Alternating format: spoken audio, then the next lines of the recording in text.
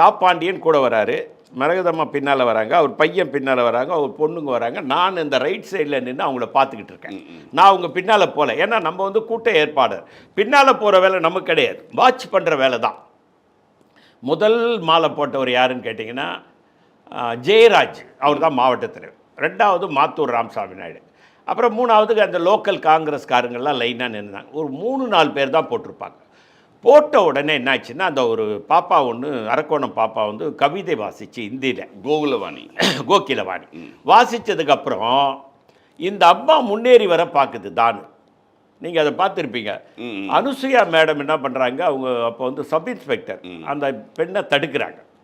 ஆனால் ராஜீவ்காந்தி என்ன பண்ணுறாரு, அந்த அம்மாவை டோன்ட் டிஸ்டர்ப், லீவ் மீன்றார்.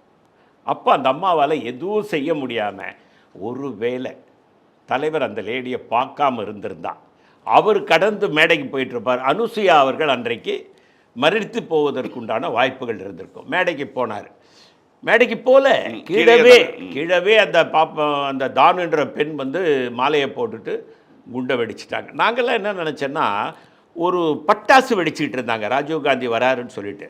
பாட்டு சத்தம் ஒரு பக்கம், ராஜீவ்காந்தி வராருன்னு அது பட்டாசு தான் வெடிச்சதுன்னு பார்த்தோம். அதுக்கப்புறம் பார்த்தா குண்டு. அது அப்புறம் பார்த்தா யாரும் இல்லை அங்கே. நாங்கள் ஒரு 4-5 பேர் போவே இல்லை அங்கேருந்து.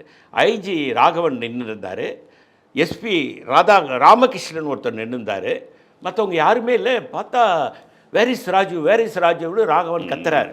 சுற்றி ஓடி வரோம். அந்த இடத்துல திரு மூப்பனாரோ திருமதி ஜெயந்தி நடராஜன் யாருமே கிடையாது, நாங்கள் தான் இருக்கிறோம். அப்புறம் போய் ராகவனே போகிறாரு.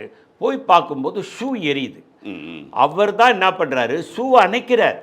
நாங்கள்லாம் கிட்ட போய் அந்த ஷூ அணைச்சிட்டோம். அவர் தான் ராஜுன்றதை ராகவன் ஐடென்டிஃபை பண்ணி, வேர் இஸ் ராஜுன்னு கேட்டிங்களே, இதோ பாருங்கள்